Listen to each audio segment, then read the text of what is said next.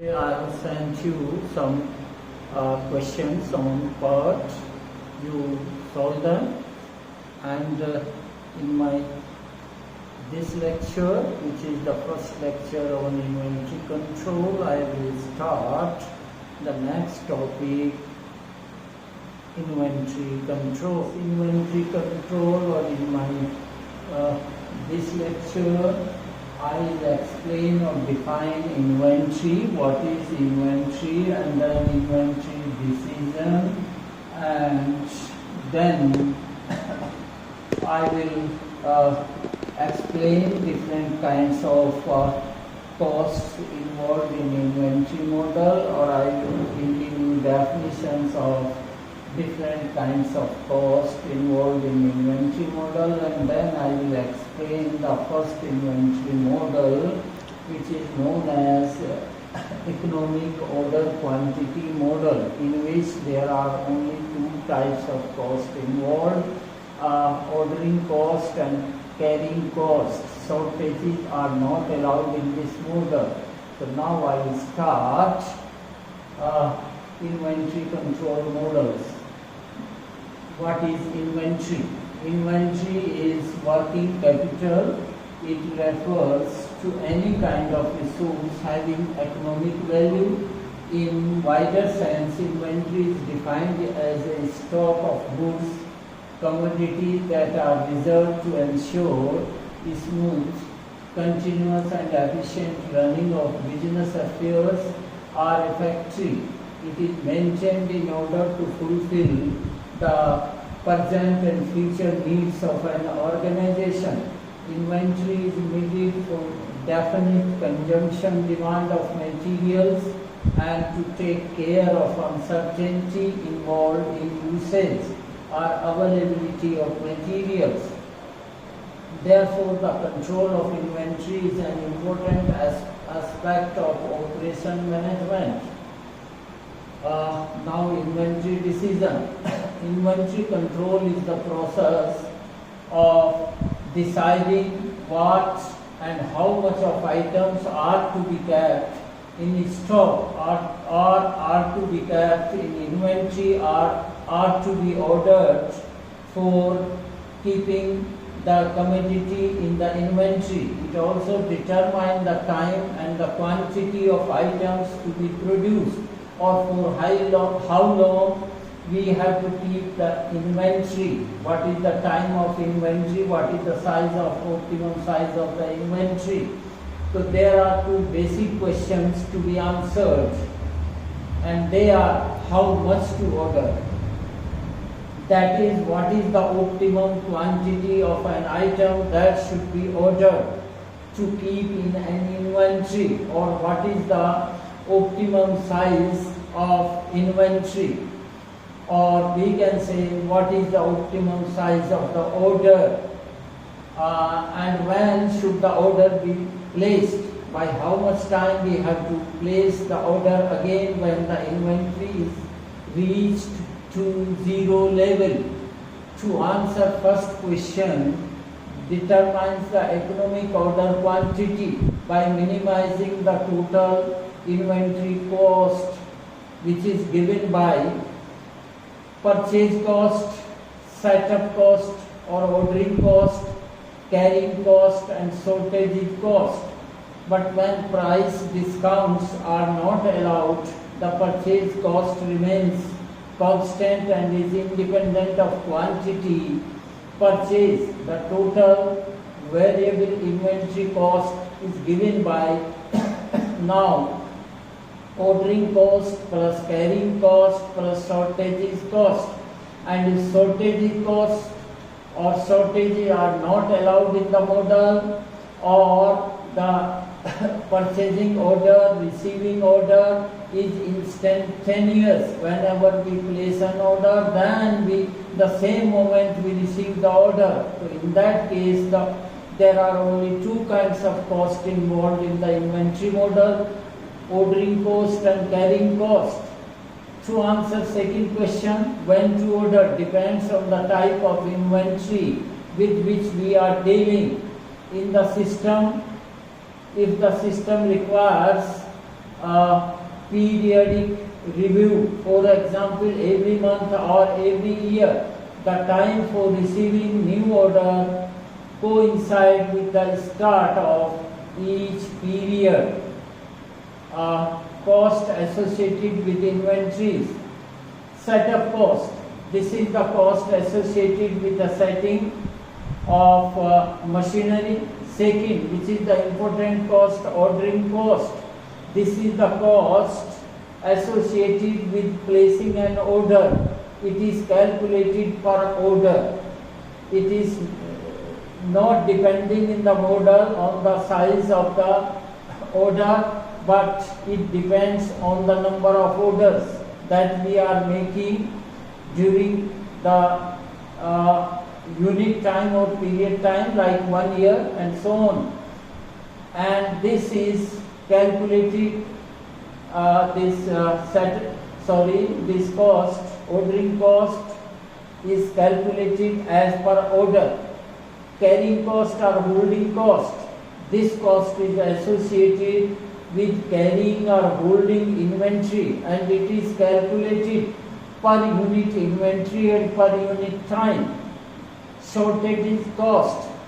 Actually, this is like penalty when we are running out of stock. This is shortage, this cost.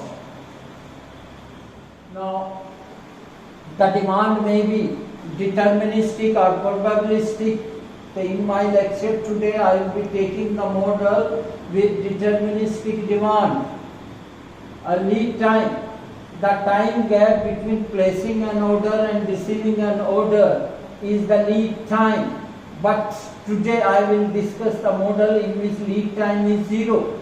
The placing and receiving order is instantaneous. The moment we will be placing the order, we will be receiving the order. There is no time gap. And the first model is deterministic EOQ model or inventory model. First, the objective of studying this model is to determine an economic order quantity such that the total inventory cost is minimized.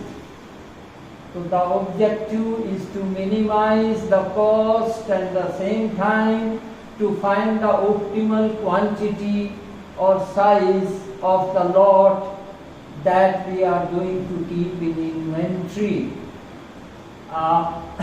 So assumptions in this model are: demand is known and uniform. Demand is to be fulfilled uniformly. And this second denotes the number of units purchased, produced, supplied per time period. If Q is lot size in each production run. So in this second case, we have to assume that suppose Q is the size of the inventory, or Q is the size of order or lot size for each production run, because there may be more than one order. Shortages not allowed. In this model, shortages are not allowed, so therefore shortages cost will not be involved. As I have already explained, the order receiving is instantaneous. The moment we order or we place an order, we receive the order. There is no time gap. So shortages cost not allowed in this model. Production or supply instantaneous, that I have just explained. Lead time is 0. So there is no time gap of placing an order and receiving an order.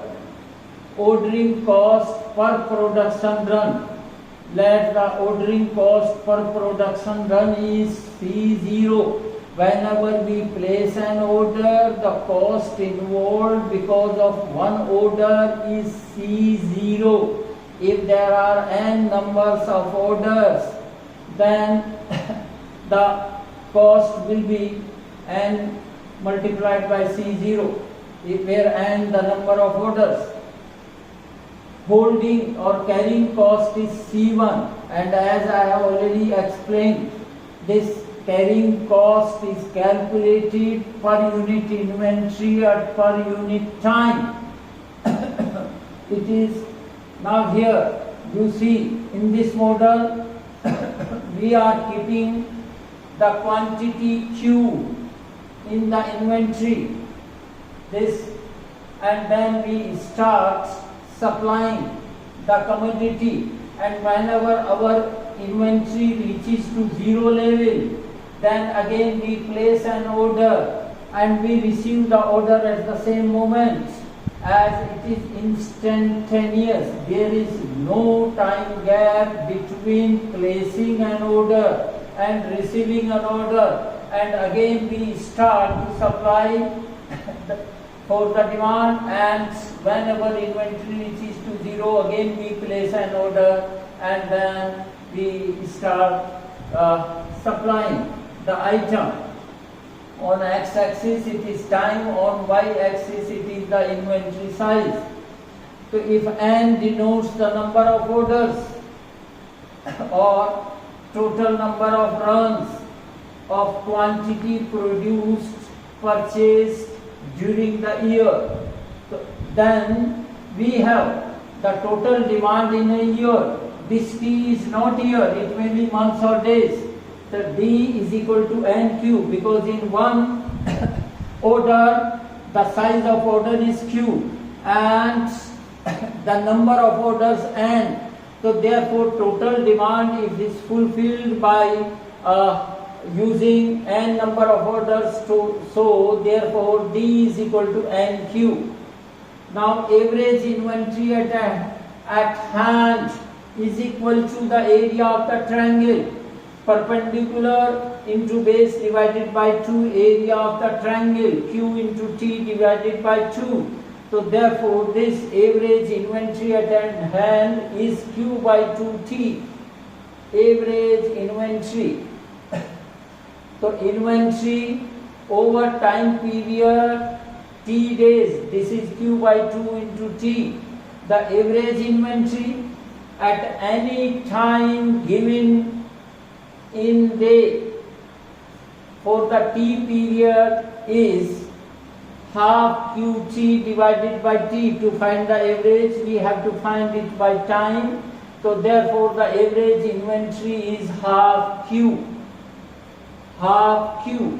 And as you know, the first cost involved is this ordering cost. Ordering cost is fixed for one order, and if there are n number of orders where n is equal to D by Q from this, the number of orders, cost of one order is C0, so therefore the cost due to placing the order, due to placement of order, we can say D by Q into C0, but this C1 is the carrying cost which is calculated per unit inventory and per unit time. So therefore this is half QC1, and the total inventory cost involved in this model, in which the production, we can say, or the purchasing or receiving the order is instantaneous, shortage is not allowed. The total cost for this EOQ model is D by Q C0 plus 1 by 2 half QC1. Now our objective to find the optimal size of Q. So therefore we have to differentiate this total cost expression with respect to Q. And for minimization, as you know, the first order derivative must vanish. But when you obtain that first order derivative, when first order derivative is vanishing, it may be giving us the minimum point or the maximum point.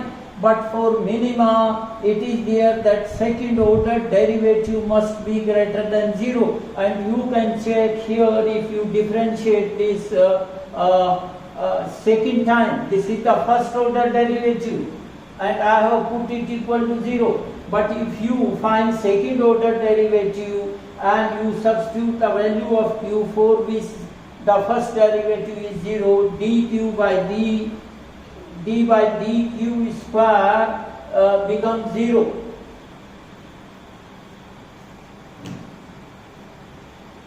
Second order derivative, this is d2 by dq square is greater than 0. So that value of q for which the first order derivative is 0 will give us the minimum, will minimize the cost. Now q square, from this solving this, minus d by q square c0 plus 1 by 2 c1, which has been obtained by differentiating 1. Solving this, we get q square is equal to 2dc0 by c1, or q is equal to 2dc0 by c1, or we can say the optimum size of q or optimum inventory size is this 2dc0. So 2 into demand per year, we can say, into C0 placing cost or cost of placing an order divided by carrying cost and square root of this. So using this formula we can find the optimum size of order quantity, where D is demand in a year, C0 is ordering cost, C1 is carrying cost. So now I have derived the formula for optimum size of inventory, and in my next lecture I will give you the formula for finding optimum value of time t and optimum number of orders and so on. Thank you.